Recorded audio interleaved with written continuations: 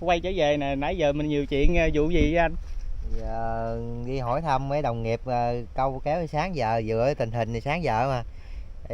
Bây giờ mình chuẩn bị cái lưỡi câu của mình, cao 7 bì rộng nó thì 38 cái nha. Đây là lưỡi mình, hôm nay thì mình lại đây mình sẽ câu 2 đêm để mình săn cá lăng. Bữa nay bạn mình rủ mình ra đây đó cả nhà, không biết bạn mình với có vụ mình không đó. Thấy nay im du à. Ít ra thì người ta cũng được một con cá lăng rồi. Thì mong là tối nay thì anh cắt lên được hàng khủng để có clip gửi đến cho cái nhà mình cùng xem.